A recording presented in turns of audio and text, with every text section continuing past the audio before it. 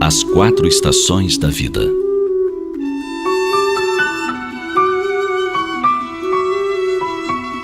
Você já notou a perfeição que existe na natureza? Uma prova incontestável da harmonia que rege a criação. Como num poema cósmico, Deus rima a vida humana com o ritmo dos mundos.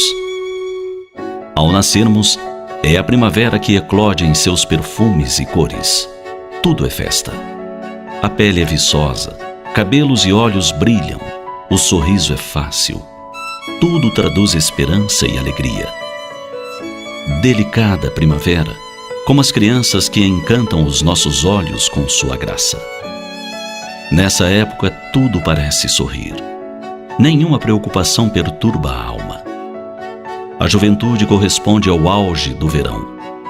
Estação de calor e beleza, abençoada pelas chuvas ocasionais. O sol aquece as almas, renovam-se as promessas. Os jovens acreditam que podem todas as coisas, que farão revoluções no mundo, que corrigirão todos os erros. Trazem a alma aquecida pelo entusiasmo. São impetuosos, vibrantes. Seus impulsos fortes também podem ser passageiros, como as tempestades de verão. Mas a vida corre célere. E um dia, que surpresa!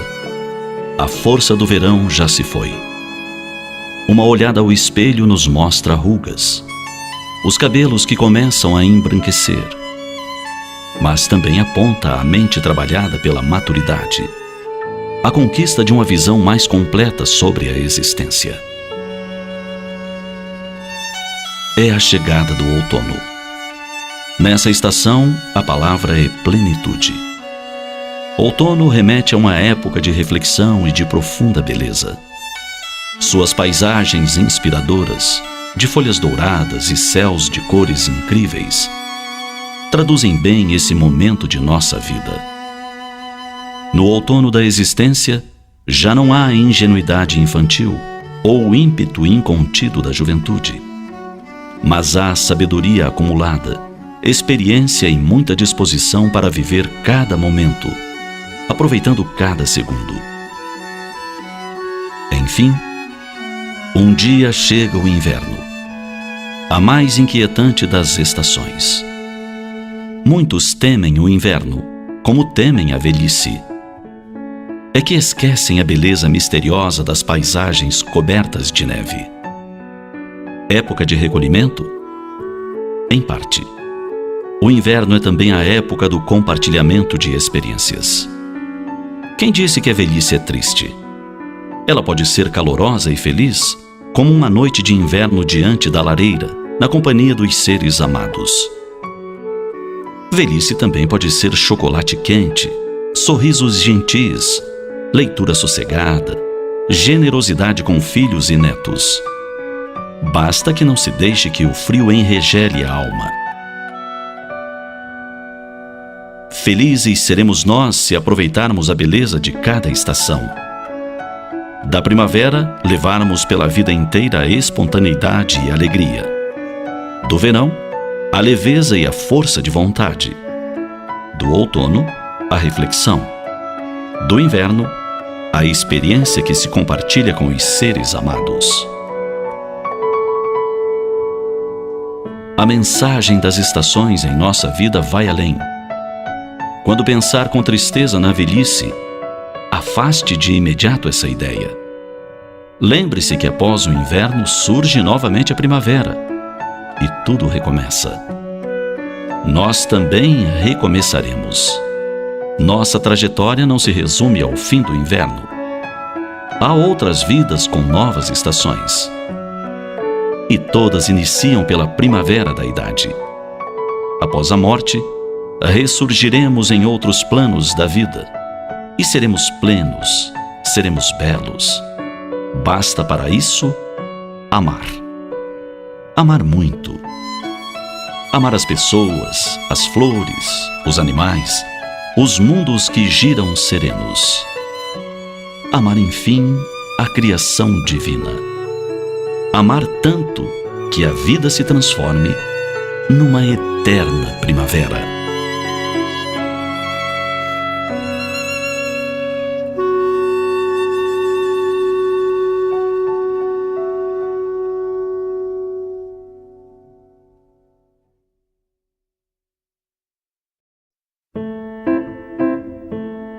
A casa mental. Nossa mente é como uma casa. Pode ser grandiosa ou pequenina, suja ou cuidadosamente limpa. Depende de nós. Você já observou como agimos com relação aos pensamentos que cultivamos? Em geral, não temos com a mente o cuidado que costumamos dispensar aos ambientes em que vivemos ou trabalhamos.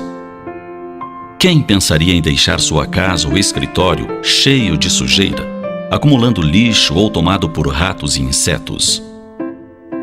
Certamente ninguém. No entanto, com a casa mental somos menos atenciosos. É que permitimos que pensamentos infelizes e maus sentimentos encontrem morada em nosso coração. E como fazemos isso? Agimos assim quando permitimos que tenham livre acesso às nossas mentes os pensamentos de revolta, inveja, ciúme, ódio. Ou quando cultivamos desejo de vingança, rancor e infelicidade. Nesses momentos é como se enchêssemos de sujeira a mente. Uma pesada camada de pó cobre a alegria e impede que estejamos em paz. Além da angústia que traz, a mente atormentada influencia diretamente o corpo, acarretando doenças e sofrimentos desnecessários. E pior, contribui para o isolamento. Sim, porque as pessoas percebem quando não estamos bem espiritualmente. O azedume de nossas palavras, o rosto contraído, tudo faz com que os outros desejem se afastar de nós, agravando nossa infelicidade. E o que fazer para impedir que isso aconteça?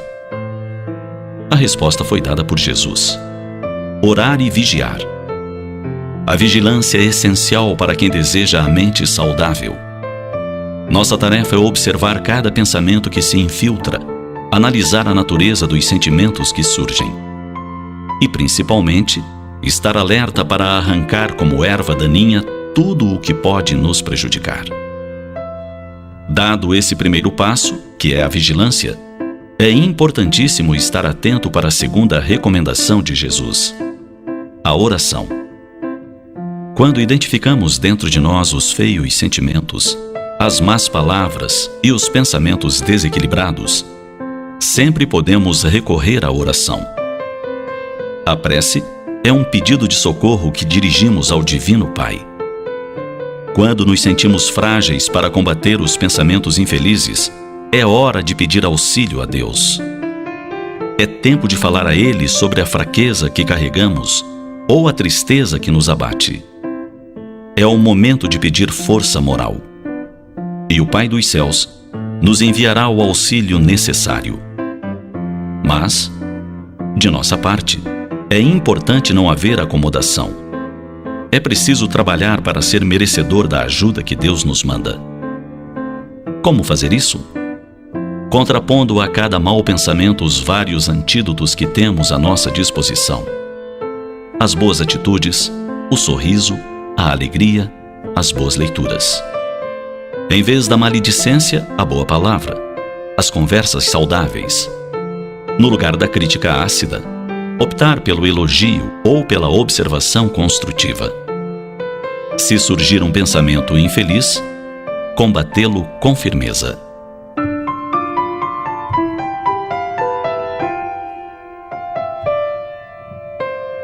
Não se deixe escravizar. Se alguém o ofender ou fizer mal, procure perdoar, esquecer. E peça a Deus a oportunidade de ser útil a essa pessoa. Não esqueça: todo dia é excelente oportunidade para iniciar a limpeza da casa mental. Comece agora mesmo.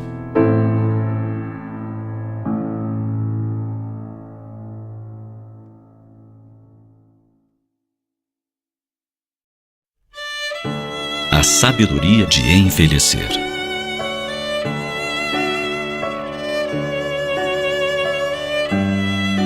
Ele é um homem com mais de 80 anos, forte, daqueles bons italianos.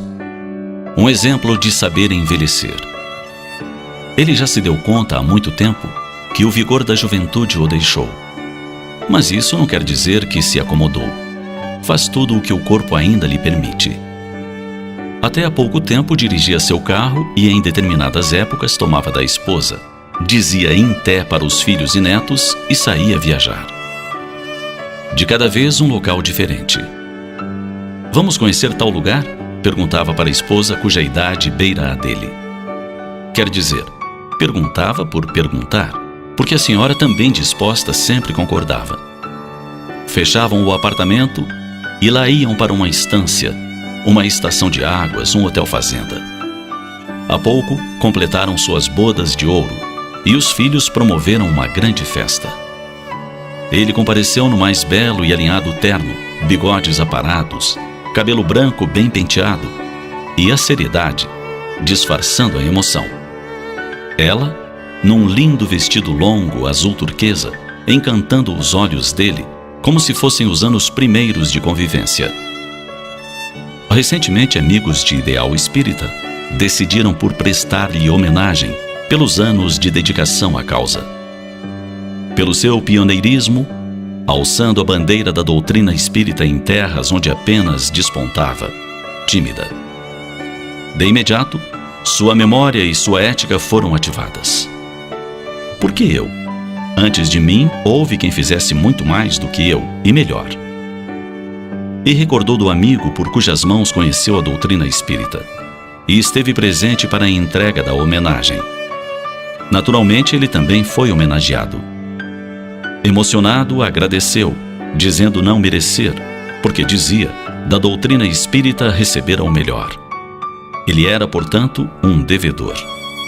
E incentivou a juventude, aos atuais trabalhadores a continuarem no bendito labor da divulgação, espalhando luzes, aclarando mentes e corações. Comoveu a todos. Simples, embora detentor de considerável patrimônio e posses, abraça com vigor os amigos. Faz questão de um bom papo, embora dificuldade por vezes para ouvir. Mas ele ajusta o seu aparelho para a surdez e participa. Não tem vergonha de tornar a perguntar quando não entende. Sábio, não fala se não tem certeza de ter bem entendido a pergunta. Sabe calar-se quando muitos falam ao mesmo tempo, dificultando-lhe a captação das palavras. Ainda guarda um ar de maroto, por vezes, mostrando que o vício infantil não morreu em sua intimidade. Assim, outro dia, em pleno café da manhã com amigos, quando todos já haviam terminado a refeição e se entretinham à mesa conversando, ele tomou de uma faca e a introduziu no pote de doce de leite. Trouxe-a com a ponta carregada do precioso doce. Olhou para a esposa, exatamente como criança que sabe que o que vai fazer está errado, e lambeu-a com prazer. Todos riram, ele também. Havia acabado de fazer uma peraltice bem própria de criança. Mas, afinal, quando envelhecemos com sabedoria, somos assim. Maduros no agir, jovens no pensar. Crianças para o prazer de viver intensamente cada dia.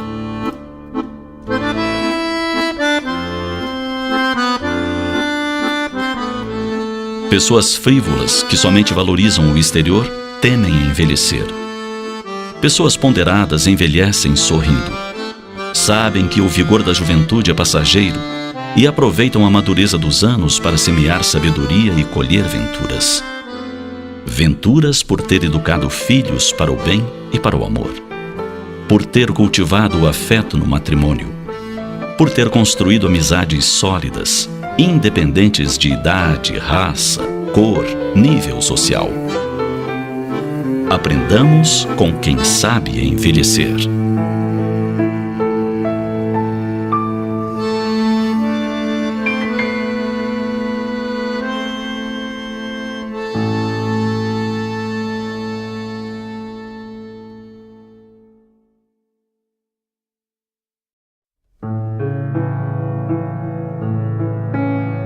Analfabetos de céu.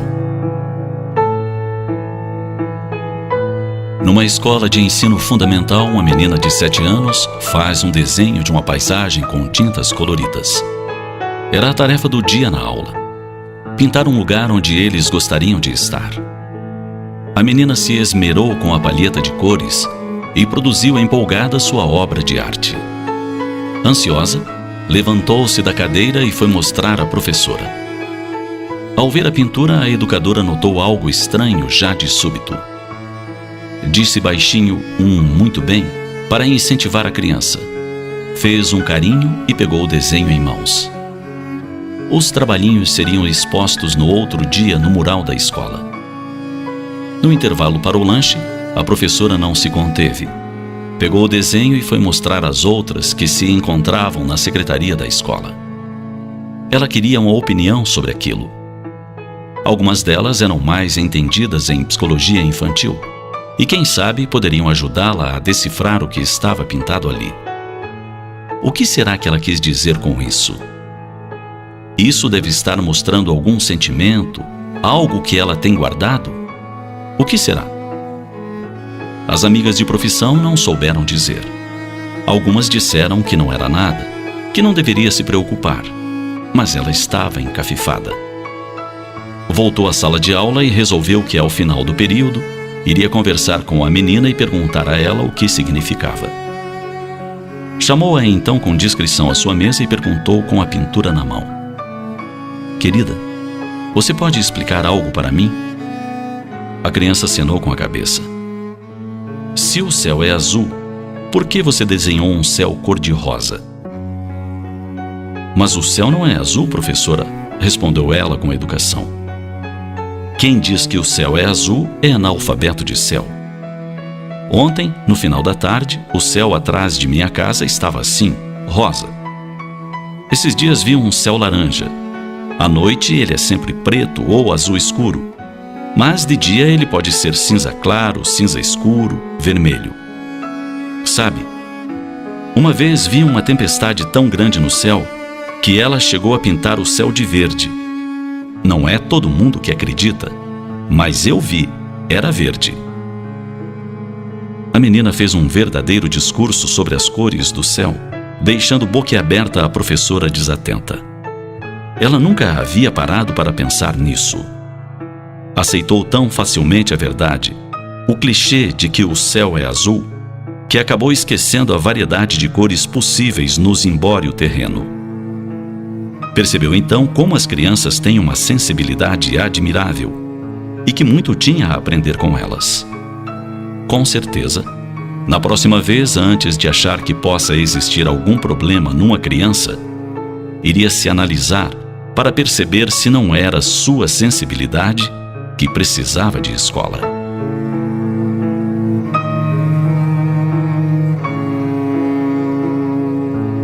Toda criança é especial e merece ser tratada como tal. Da mesma forma como nem sempre o céu é azul, cada criança tem suas particularidades e os educadores precisam estar atentos a elas. Não se pode usar uma mesma fórmula, um mesmo padrão de ensino ou educação no lar para todas as crianças.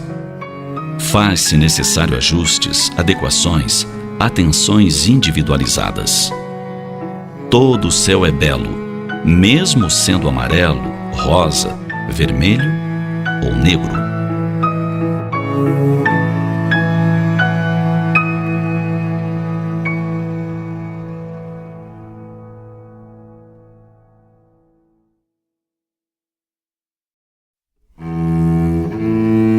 Ansiedade.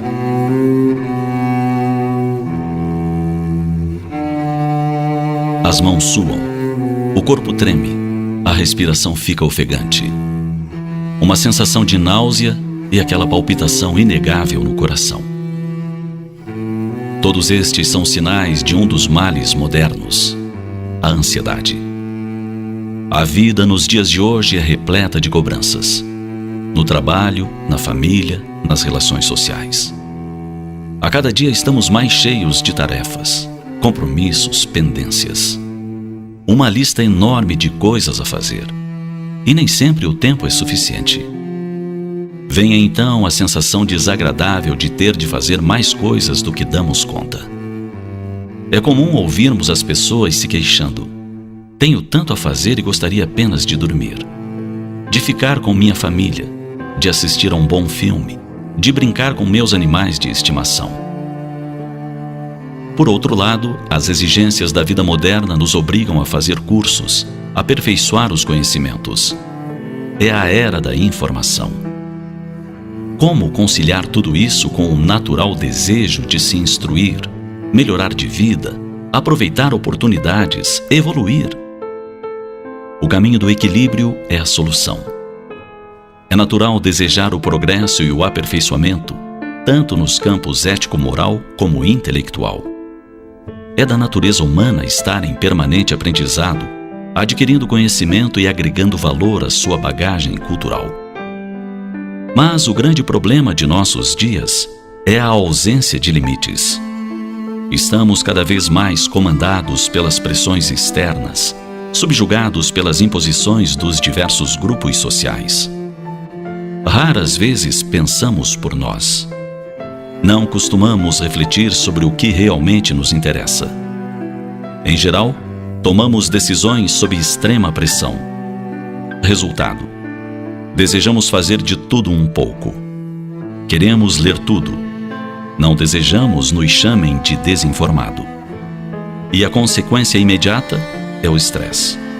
O corpo não suporta tanta pressão. Adoece. Nossa reação a esse mundo globalizado deveria ser serena. Vou aprender o que puder, quando puder e no meu ritmo, sem forçar minha natureza. Vou trabalhar no limite de minhas forças, fazendo o melhor que puder, mas sem a obrigação de provar coisas a chefes e colegas de trabalho. A tradução disso tudo: estar no comando da própria vida. Uma frase de Jesus é bastante significativa para os nossos dias: não vos preocupeis com o que haveis de comer ou de beber. Não é o corpo mais que a veste?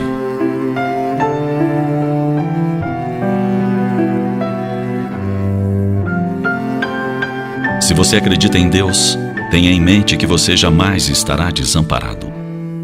Todas as coisas estarão bem se você estiver em paz, pois a paz vai gerar saúde do corpo. Com isso, você poderá trabalhar, sustentar a família, adquirir os bens que deseja. Apenas seja cauteloso. Não se deixe envolver a tal ponto no turbilhão do mundo, de maneira que o mundo o arraste para o olho desse furacão de estresse. Vigie suas reações. Monitore seus planos de vida. Pergunte-se: para que realmente quero isso? Faça a diferença entre o supérfluo e o necessário e verifique se a sua opção não está contaminada pelos excessos. No final, você verá que em um processo inteiramente natural, a ansiedade irá, aos poucos, desaparecer.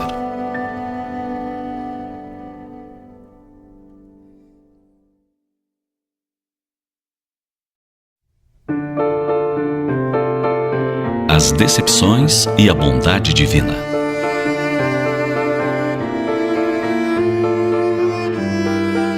A felicidade não é deste mundo. Constitui uma citação bastante conhecida. Ela corresponde a uma realidade, pois raramente no mundo se conjuga tudo o que se acha necessário para alguém ser perfeitamente feliz. Saúde, mocidade, beleza e dinheiro entram nessa equação. Contudo, mesmo na presença de tais fatores objetivos, muitas vezes a criatura padece de tormentos íntimos. Vêem-se com frequência seres aparentemente privilegiados a reclamar da vida. Consultórios de psicólogos e psiquiatras também são frequentados por aqueles a quem se imaginaria felizes e saciados. Mas a ampla maioria dos seres humanos debate-se com inúmeros problemas. Nos mais variados planos da existência, os dramas se sucedem. Dificuldades financeiras, de relacionamento ou de saúde clamam por atenção. Perante as naturais decepções do mundo, por vezes as criaturas se rebelam. Quando alcançadas por duras experiências, imaginam-se abandonadas por Deus. Esse modo de sentir revela uma compreensão muito restrita da vida. Ele até seria razoável caso tudo se esgotasse em uma única existência material. Perante a vida que segue pujante além do túmulo, os problemas materiais diminuem de importância. Em face desse amplo contexto, dificuldades não são tragédias, mas simples desafios. Em cada homem reside um anjo em perspectiva.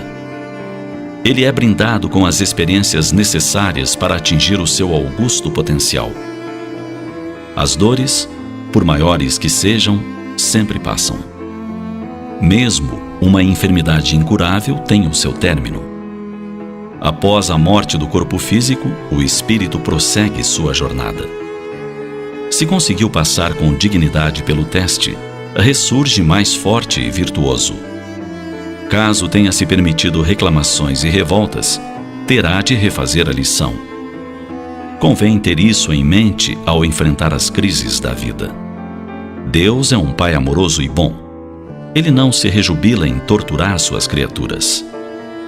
As dores do mundo têm finalidades transcendentes. A maioria é providenciada pelos próprios homens, com suas paixões e equívocos. Todas elas constituem desafios. Ninguém deve acalentar o masoquismo e se rejubilar em sofrer. É preciso lutar para sair de todas as dificuldades e recuperar o bem-estar. Mas, em face de situações inelutáveis, quando nada se pode fazer, é necessário pensar na bondade divina. Ela não se revela apenas quando tudo parece estar sob um céu azul, nas mesas fartas e nos sorrisos radiantes. A bondade de Deus também se manifesta no sofrimento, que torna o homem mais apto a compreender a dor do semelhante. Ela está presente nas situações constrangedoras, que minam o orgulho, a vaidade e a indiferença.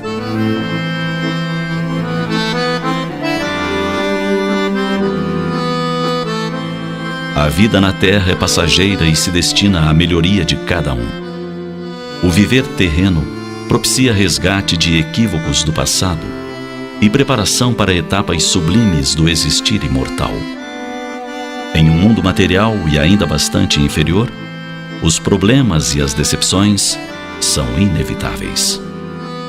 Apenas uma fé viva na bondade divina permite que o homem preserve seu coração livre de amargura. Pense nisso.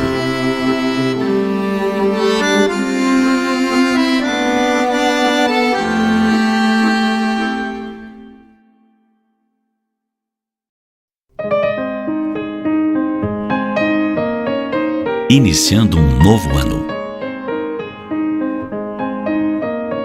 Toda vez que o ano vai chegando ao fim, parece que todos vamos manifestando cansaço maior. Seja porque as festas se multipliquem, são formaturas, casamentos, jantares de empresas. Seja porque já nos vamos preparando para as viagens de férias de logo mais. De uma forma ou de outra, é comum se escutar as pessoas desabafarem, dizendo que desejam mesmo que se acabe logo o ano. Quem muito sofreu deseja que ele se acabe e aguarda dias novos, de menos dores. Quem perdeu amores deseja que ele se acabe de vez, na ânsia de que os dias que virão consigam trazer esperanças ao coração esfacelado pelas ausências. Quem está concluindo algum curso e deu o máximo de si, deseja que os meses que se anunciam cheguem logo, para descansar de tanto esforço. E assim vai. Cada um vai pensando no ano que se finda, no sentido de deixar algo para trás, algo que não foi muito bom. Naturalmente, muitos são os que veem findar os dias do ano com contentamento, pois eles lhe foram propícios.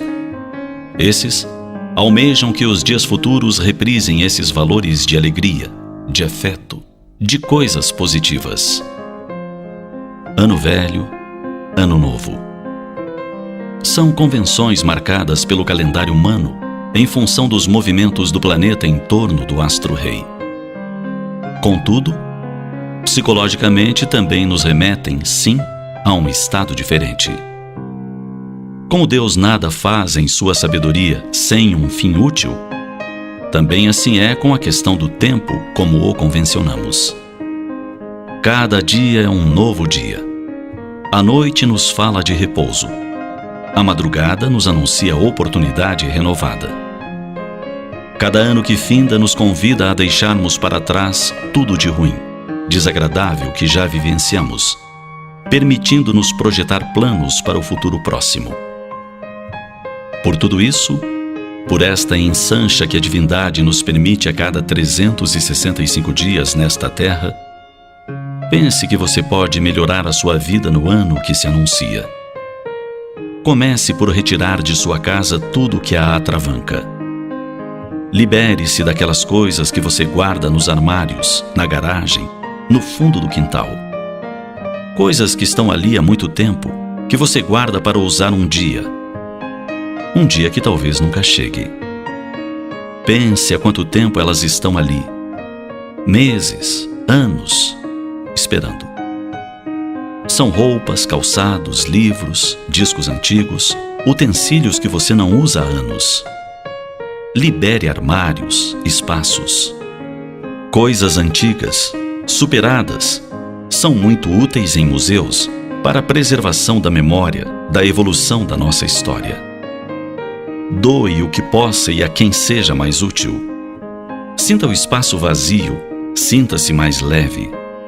Depois, pense em quanta coisa inútil você guarda em seu coração, em sua mente. Mágoas vividas, calúnias recebidas, mentiras que lhe roubaram a paz, traições que lhe deixaram doente, punhais amigos que lhe rasgaram as carnes da alma. Alige tudo de si. Mentalmente, coloque tudo em um grande invólucro e imagine-se jogando nas águas correntes de um rio caudaloso que as levará para além, para o mar do esquecimento. Deseje para si mesmo um ano novo diferente. E comece leve, sem essa carga pesada que lhe destrói as possibilidades de felicidade. Comece o novo ano olhando para frente, para o alto. Estabeleça metas de felicidade e conquistas. Você é filho de Deus e herdeiro do seu amor, credor de felicidade. Conquiste-a. Abandone as dores desnecessárias. Pense no bem. Mentalize as pessoas que são amigas, que o amam, lhe querem bem. Programe-se para estar mais com elas, a fim de, fortalecido, alcançar objetivos nobres. Comece o ano pensando em como você pode influenciar pessoas, ambientes, com sua ação positiva. Programe-se para vencer. Programe-se para fazer ouvidos moucos aos que o desejam infelicitar. E avance. Programe-se para ser feliz. O dia surge. É ano novo. Siga para a luz, certo de que com vontade firme, desejo de acertar, Jesus abençoará as suas disposições. É ano novo. Pense novo. Pense grande. Seja feliz.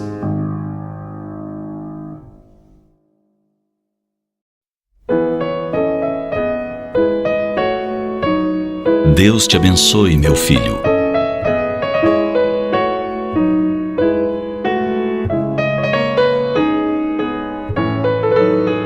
Houve tempos em que era comum o gesto. A vida moderna, o abandono de Deus pelas criaturas, o fez quase desaparecer. Raro é o lar onde ainda se manifesta. Em lugares mais isolados, mais no interior, onde a simplicidade da vida se consorcia com a fé, ainda persiste. Falamos do que era costume de inúmeras famílias. Quando as crianças levantavam pela manhã, quando se preparavam para dormir, quando cumprimentavam as visitas, uniam as mãos e as estendiam em direção dos pais, avós, tios, padrinhos, pedindo: a bênção, pai. A bênção, vó. A bênção, madrinha. E esses, com suas mãos, envolviam as infantis e desejavam: Deus te abençoe, meu filho. Naturalmente que pelo hábito o gesto passou a ser quase mecânico. Isto é, muitas vezes era repetido somente por ser tradição, sem envolvimento emocional algum. De toda forma, a simples menção do nome de Deus na frase, com emissão de bênçãos, tinha seu valor. Era o momento em que o pequeno, chutando bola ou brincando na terra, corria ao encontro do recém-chegado para dizer quase sem fôlego: a bênção, tio. E receber o carinho das mãos gigantes em torno das suas. Podemos imaginar o efeito quando o adulto, cheio de saudades, de amor, dizia com toda unção: Deus te abençoe, meu filho. Como faz falta Deus em nossos lares e em nossas vidas. Quantos distúrbios, desentendimentos, rusgas poderiam ser amainadas ou evitadas. Quanta inquietação infantil, manhas e teimosias poderiam ser diluídas com a formalidade de bênçãos aos filhos. Isso porque a palavra carrega as vibrações de quem as pronuncia. Essas vibrações envolvem o ser a quem são dirigidas. Podemos imaginar-nos, pais amorosos, dizendo ao filho: Deus te abençoe.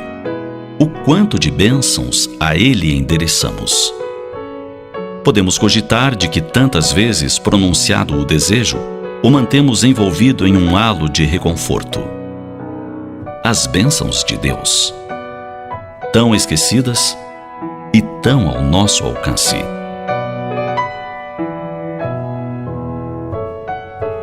Pense nisso. Você, pai ou mãe, avô ou avó, tio ou tia, padrinho ou madrinha, que ama este pequeno ser que viu nascer, que observa crescer, que o deseja feliz e triunfante. Pense nisso. Pense nisso e comece a utilizar o Deus te abençoe, Deus te guarde, Deus te proteja muitas vezes. Constatará após um tempo os benefícios alcançados que se traduzirão em menos rebeldias e teimosias, menos explosões de raiva e egoísmo, mais aconchego. Tente e constatará por que as bênçãos de Deus são vibrações inigualáveis.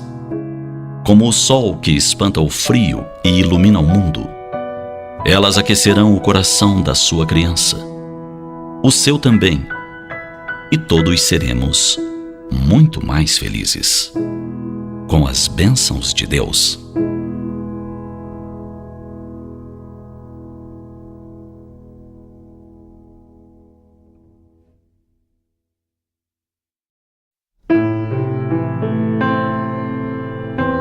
Direito dos filhos? São muitas as almas que andam sós pela terra.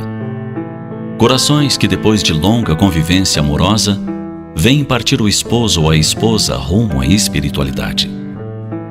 Nos primeiros dias, a saudade machuca dolorosamente. Vão-se os dias e a criatura tenta se recompor. Renova hábitos, estabelece uma nova rotina de vida. Afinal, agora está só. Antes, quando chegava do trabalho, sabia que um cafezinho o esperava. A esposa, sempre atenta, conhecia-lhe todos os horários e desejos. Antes, os domingos eram recheados de alegrias. Saíam os dois, filhos crescidos e casados, a passeio. Andavam pelo parque, iam a um restaurante, ao templo, ao cinema, ao teatro. O retorno para casa era sempre o momento do aconchego, do perfume da presença amada. Agora tudo está vazio. Parece que o próprio mobiliário perdeu o significado. A cadeira era importante porque ali sentava o amado. A cama se fazia confortável porque ele estava ali, ao lado. Tudo tinha significado especial. Agora tudo está frio. As horas se arrastam e não há muita diferença entre os dias da semana, os feriados, a hora de dormir, da refeição. Então, um coração afetuoso se aproxima. Coloca flores na janela do coração ferido. Tem uma conversa agradável. Também está só e sabe o que é isso. Então se esmera em ofertar o ombro para que a solidão possa chorar, a mão para aquecer o sentimento. A pouco e pouco, um sentimento vai brotando e amadurecendo. As duas almas almejam ficar juntas. Desejam compartilhar aqueles momentos de amparo um ao outro, momentos em que cada qual se sente feliz, amparado. É quase um retorno ao antes, embora não haja substituição do sentimento.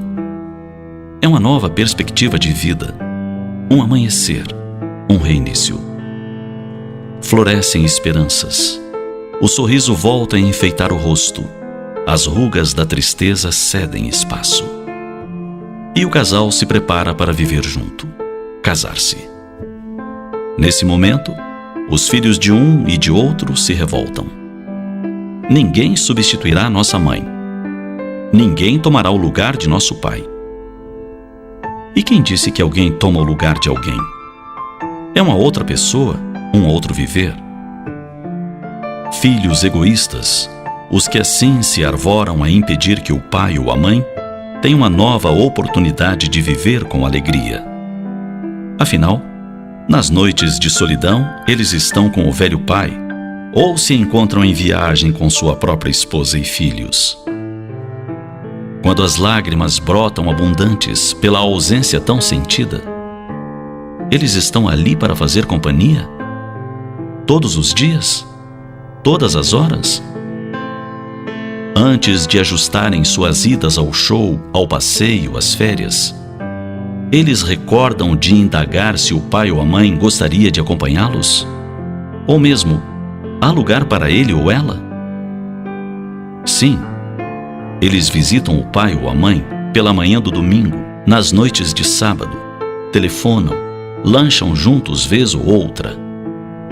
Acreditam que isso baste para quem vive só, depois de anos de aconchego matrimonial? Que direito tem de exigir a solidão em nome de uma pretensa fidelidade ao que partiu? Acaso, quando eles decidiram se casar, sair do lar, alcançar vitórias na carreira, seus pais os impediram? Não ficaram felizes com sua felicidade? Que direito esse dos filhos de impedir que pais viúvos se casem novamente no intuito de se sentirem melhor? Quem ama não aprisiona, não coloca obstáculos à felicidade do outro. Portanto, aquele que partiu, com certeza, está abençoando a alma generosa que se aproxima para amparar e auxiliar o amor que ficou na terra.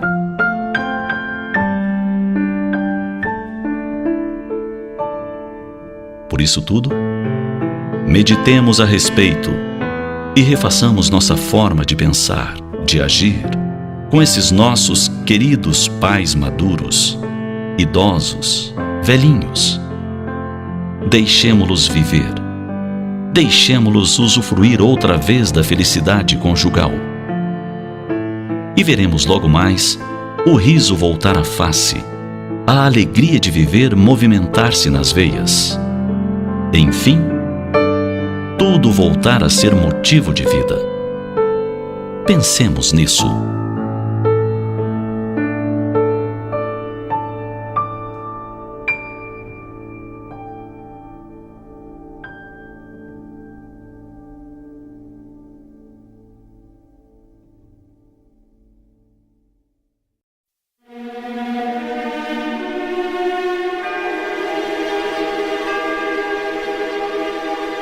Luz do mundo.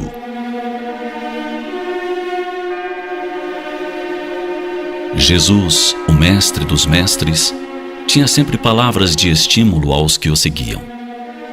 Ninguém como ele utilizou de forma tão excelente as palavras de incentivo a quem pretendesse estar com ele.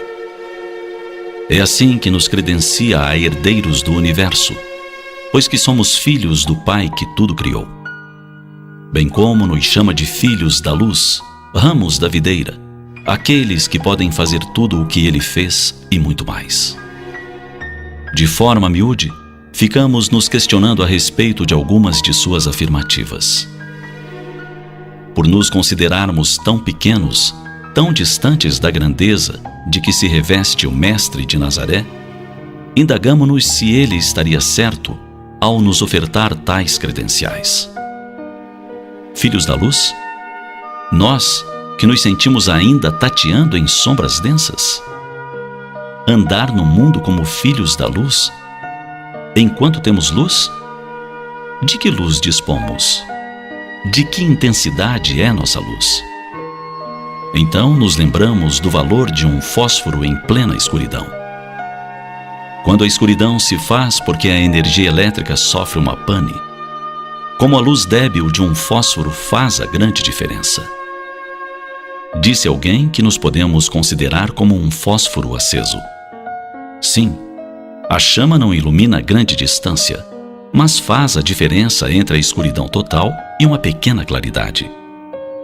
Claridade que nos retira, por breves segundos, embora, da insegurança total das trevas. Claridade que nos permite ver o outro, perceber que não estamos sós, que mais alguém compartilha conosco daquela situação e nos darmos as mãos. Claridade que nos permite ir buscar uma lanterna, uma vela, um lampião. Ou se nada disso tiver por perto, acender um outro fósforo, e mais outro. Quem sabe, fazer um clarão maior enquanto a energia elétrica não se restaura. Em se tratando da sociedade, podemos imaginar o mesmo valor dessa pequena luz. Se somos um fósforo de dignidade que se acende quando a corrupção anda à solta, fazemos a diferença. Porque a nossa chama mostra a outros o nosso valor e motiva a que os demais resolvam acender a sua própria chama. Se em meio à indiferença geral, somos o fósforo que aquece a alma e a vida de quem sofre. Se em meio à covardia moral mostramos a luz da correta conduta. Se, enfim, somos a pequenina chama da amizade, da justiça, da fé. Quanta luz espalharemos por onde passarmos? Tinha, portanto, toda a razão Jesus ao nos estimular a andar no mundo como filhos da luz. Andar enquanto tivermos luz.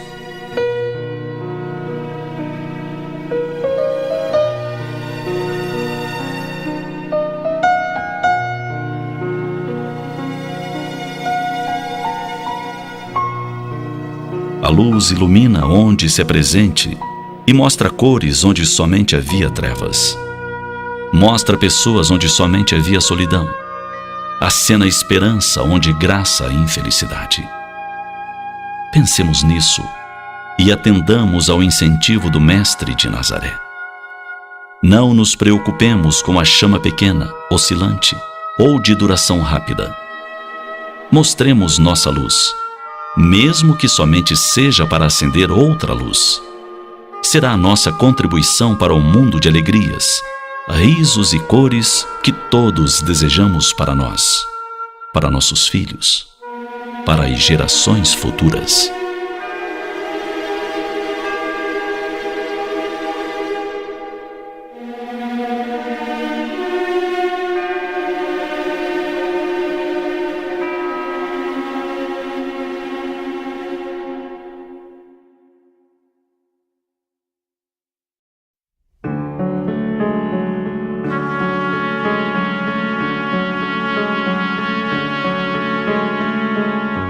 Onde estás, ó Deus, que não respondes?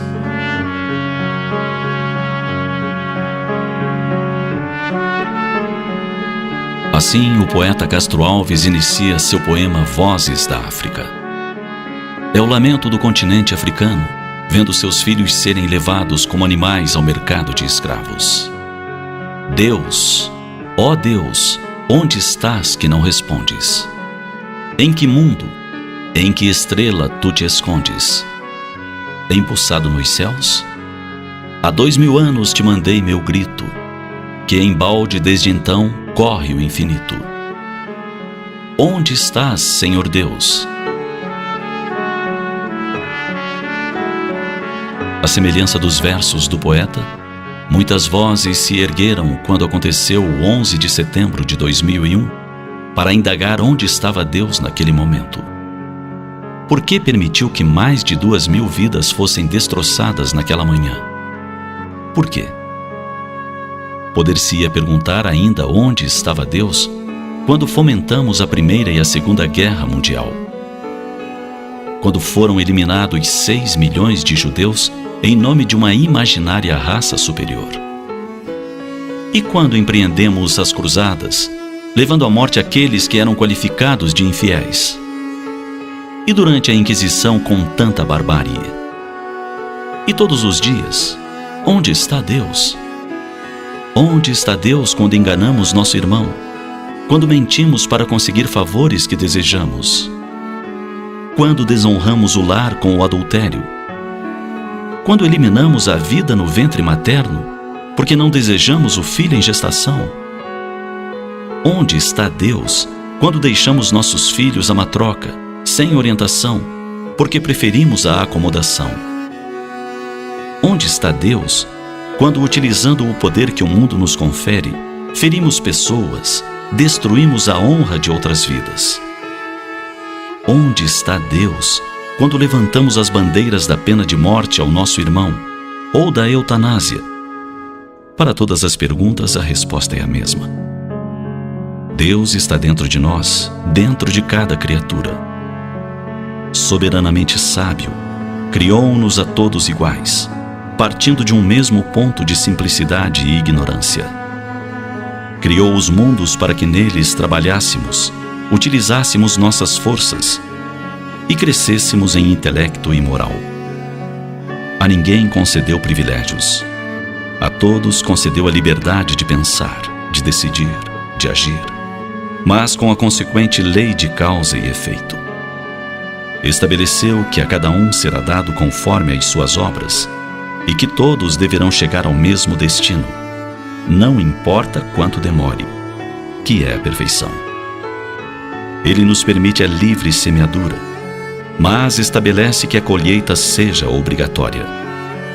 Por isso, uns semeiam ventos e colhem tempestades. Outros lançam ao solo as sementes da bondade, do bem, e alcançam felicidade. Uns estão semeando hoje, outros tantos estão realizando a colheita das bênçãos ou das desgraças que se permitiram semear. Conhecedor das fragilidades de seus filhos, aguarda que cada um desperte, a seu tempo, cansado das dores que para si mesmo conseguiu. Portanto, não indague onde está Deus quando você contemple a injustiça. Trabalhe pela justiça. Não pergunte onde está Deus quando observe a violência. Semeie a paz. Não questione onde está Deus quando a miséria campeia. Utilize seus recursos para semear riquezas. Enfim, onde quer que você esteja, lembre que Deus está em você e com você, e espera que você seja o seu mensageiro de bênçãos onde se encontre. Pense nisso. Pense agora e comece a demonstrar ao mundo o Deus que existe em sua intimidade.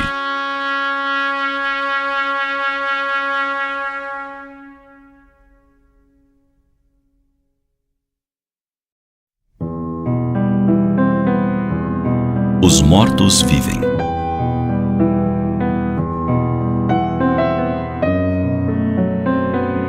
A comemoração dos mortos, hoje denominada Dia de Finados, tem origem na Gália Antiga, no território europeu. É comum no dia de hoje a intensa visitação aos túmulos, e se observam cenas interessantes. Existem os que se sentam sobre os túmulos dos seus amados e ali passam o dia, para lhes fazer companhia, como se em verdade eles ali estivessem encerrados.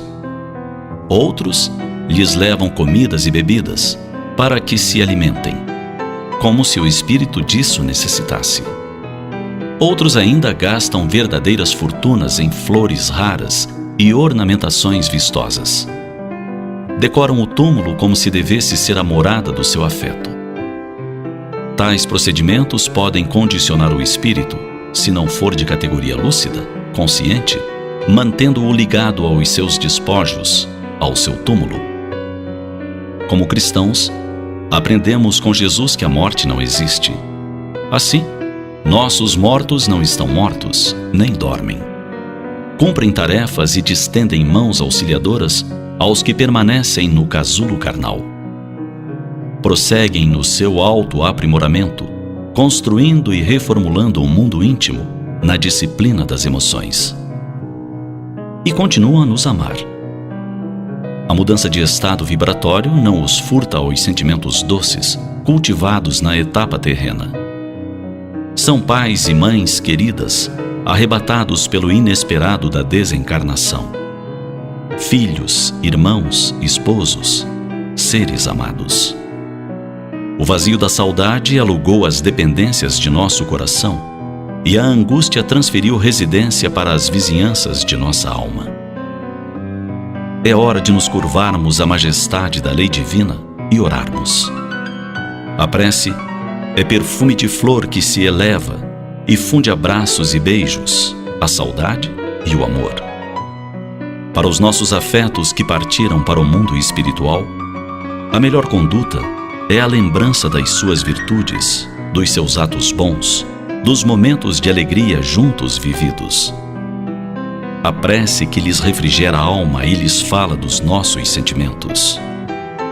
Não há necessidade de se ter dinheiro para honrar com fervor cristão os nossos mortos. Nem a absoluta necessidade de nossas presenças ao lado das suas tumbas. Eles não estão lá.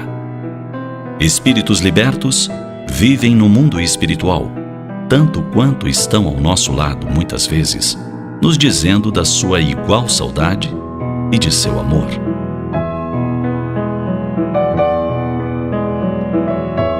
Você sabia que foi no ano de 998 que o Dia de Finados começou a ser comemorado nos mosteiros beneditinos na França? E você sabia que somente no ano de 1915 se tornou oficial? Se você deseja honrar seus mortos, transforme em pães e peças de vestuário para crianças e gestantes pobres as quantias amoedadas que gastaria na ornamentação dos túmulos e em flores exuberantes. Oferte-as em nome e por seus amados.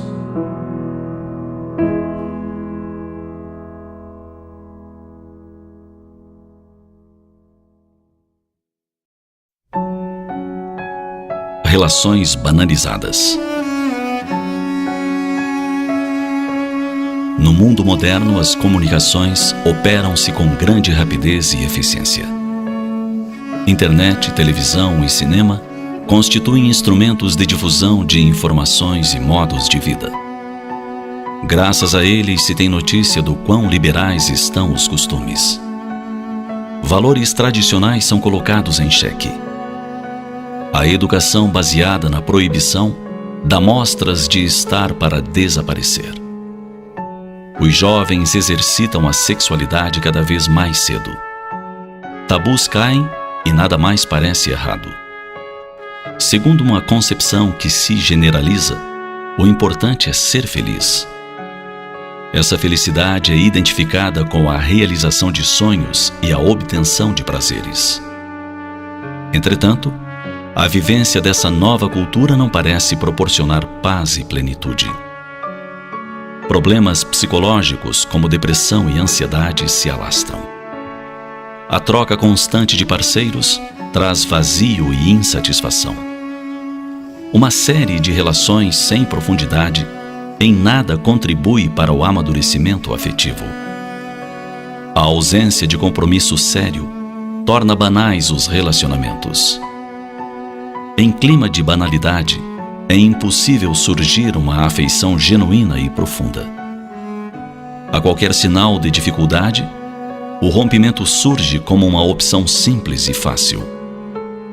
Pessoas tornam-se descartáveis nas vidas umas das outras. a procura da felicidade torna-se um processo de infantilização. Ao invés de serem identificados e resolvidos os problemas de uma relação, foge-se deles. É como se os seres humanos se assemelhassem a eletrodomésticos. Quando surgem problemas, um é facilmente substituído por outro. Trata-se de uma triste característica que se incorpora na personalidade. Gradualmente, optar pela solução mais fácil torna-se uma segunda natureza. Ocorre que a solução mais fácil nem sempre é a mais honrosa. Em questões morais, raramente agir com correção é fácil. Caso se opte sempre pela facilidade, corre-se o risco de perder completamente as referências éticas. De leviandade em leviandade, o homem se converte em um monstro egoísta e imoral. As dores e os problemas dos outros deixam de ter qualquer importância. O relevante é não se incomodar e seguir despreocupado. Entretanto, ação gera reação. Quem se permite desprezar, ferir e seguir adiante, gradualmente se vê isolado. Contudo, a dor destina-se a desenvolver a sensibilidade e não poupa ninguém. Todo mundo, mais cedo ou mais tarde, experimenta dificuldades e necessita de apoio.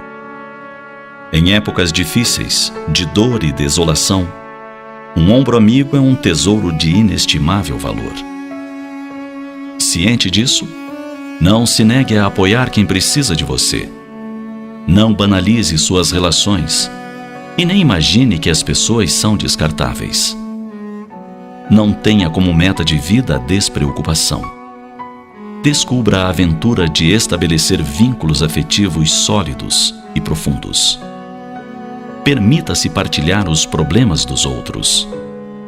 Converta-se em alguém solidário e disposto a colaborar.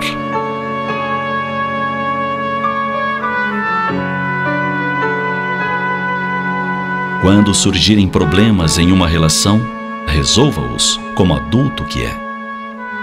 Talvez sua vida se torne um pouco menos despreocupada, mas ela ganhará em plenitude e maturidade. O exercício da solidariedade e da compaixão o fará um ser humano melhor. E, com certeza, ser digno e bom lhe proporcionará paz e alegria. Pense nisso.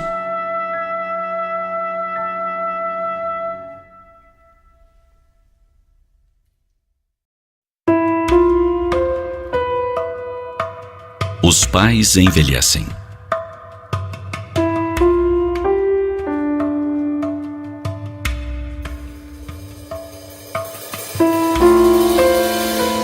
Talvez a mais rica, forte e profunda experiência da caminhada humana seja a de ter um filho. Plena de emoções, por vezes angustiante, ser pai ou mãe é provar os limites que constituem o sal e o mel do ato de amar alguém. Quando nascem, os filhos comovem por sua fragilidade, seus imensos olhos, sua inocência e graça. Basta vê-los para que o coração se alargue em riso e cor. Um sorriso é capaz de abrir as portas de um paraíso. Eles chegam à nossa vida com promessas de amor incondicional. Dependem de nosso amor, dos cuidados que temos, e retribuem com gestos que enternecem. Mas os anos passam e os filhos crescem. Escolhem seus próprios caminhos, parceiros e profissões. Trilham novos rumos, afastam-se da matriz. O tempo se encarrega da formação de novas famílias. Os netos nascem. Envelhecemos. E então algo começa a mudar. Os filhos já não têm pelos pais aquela atitude de antes. Parece que agora só os ouvem para fazer críticas, reclamar, apontar falhas. Já não brilha mais nos olhos deles aquela admiração da infância. E isso é uma dor imensa para os pais. Por mais que disfarcem, todo pai e mãe percebe as mínimas faíscas no olho de um filho. É quando pais idosos dizem para si mesmos: "Que fiz eu?" Por que o encanto acabou? Por que meu filho já não me tem como seu herói particular? Apenas passaram-se alguns anos e parece que foram esquecidos os cuidados e a sabedoria que antes era referência para tudo na vida. Aos poucos, a atitude dos filhos se torna cada vez mais impertinente. Praticamente não ouvem mais os conselhos. A cada dia demonstram mais impaciência. Acham que os pais têm opiniões superadas, antigas. Pior é quando implicam com as manias, os hábitos antigos, as velhas músicas, e tentam fazer os velhos pais se adaptarem aos novos tempos, aos novos costumes. Quanto mais envelhecem os pais, mais os filhos assumem o controle. Quando eles estão bem idosos, já não decidem o que querem fazer ou o que desejam comer e beber. Raramente são ouvidos quando tentam fazer algo diferente. Passeios, comida, roupas, médicos. Tudo passa a ser decidido pelos filhos. E, no entanto, os pais estão apenas idosos, mas continuam em plena posse da mente. Por que então desrespeitá-los? Por que tratá-los como se fossem inúteis ou crianças sem discernimento? Sim, é o que a maioria dos filhos faz. Dá ordens aos pais. Trata-os como se não tivessem opinião ou capacidade de decisão. E, no entanto, no fundo daqueles olhos cercados de rugas, há tanto amor. Naquelas mãos trêmulas, há sempre um gesto que abençoa, acaricia.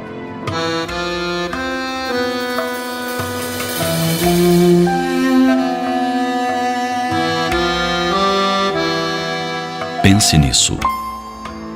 A cada dia que nasce, lembre-se, está mais perto o dia da separação entre vocês. Um dia, o velho pai já não estará aqui. O cheiro familiar da mãe estará ausente.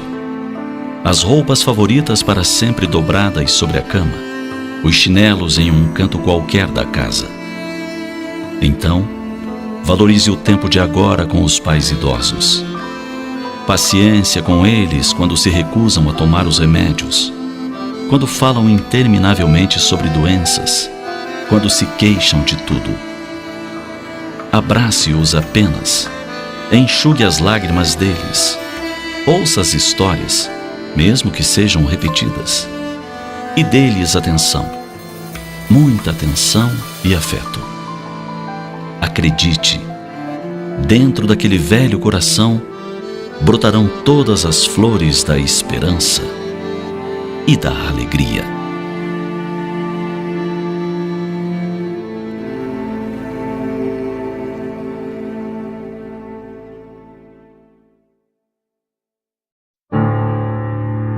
Quando tudo dá errado.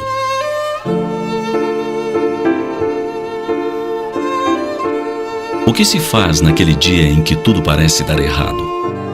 Há quem diga: levantei com o pé esquerdo. Entende-se que quem assim fala acredita que um pé é mais valioso do que o outro. Esquece-se de que ambos os pés são preciosos, pois que são a base sobre a qual recai o peso do corpo, sustentado pelas pernas. De toda forma, nesse dia em que tudo deve dar errado, porque começou errado, o que fazer? Primeiro, repelir a ideia de uma perseguição de Deus aos seus filhos. As coisas não dão errado porque Deus quer. Dão errado porque nós, os seus filhos, agimos errado. Vejamos.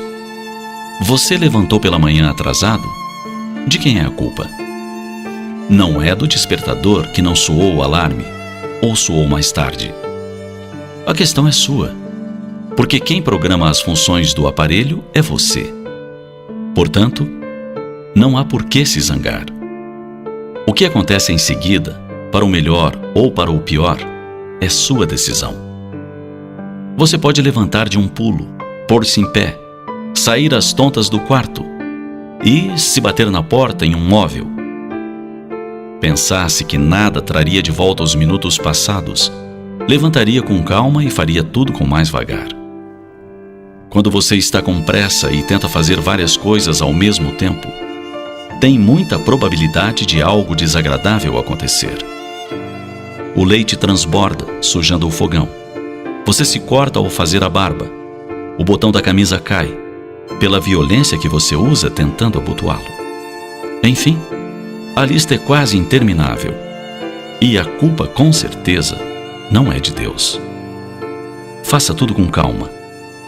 O carro não dá partida? Verifique o porquê e resolva, se possível, sem se estressar. Perdeu o horário do ônibus? Lembre que a sua ansiedade ou a sua irritação não fará o próximo se adiantar. Espere. Se preciso, avise seu superior, sua chefia, seu cliente do atraso. Se perderá uma aula, uma prova, já perdeu. De que adianta gritar, se zangar? Nada trará de volta os minutos perdidos. A palavra já diz, perdidos. O trânsito está congestionado? Não faça tolices. Não viole as regras do bom motorista. Tenha sempre à mão um livro, uma revista e aproveite o tempo. A chuva o surpreendeu no caminho? Aguarde um pouco, tudo passa. A chuva também passa. Aguardar um pouco não lhe deve causar maior preocupação. Enfim, em tudo seja responsável. E pense que em suas mãos está a permitir que tudo ande nos eixos ou não ande. Tudo se resolva, a pouco e pouco ou não. Por fim, pense. Não vale a pena perder minutos preciosos da vida por estresse, irritação ou impaciência. Deus quer a sua felicidade. Colabore com Ele nesta conquista.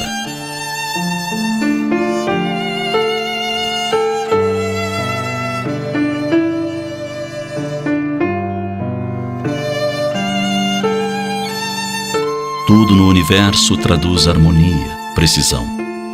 Os planetas obedecem às suas trajetórias, e cada qual se enquadra na linha do dever que lhe é própria.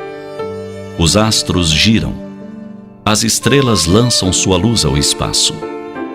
Tudo obedece ao grande Pai de todos nós. Não sejamos diferentes.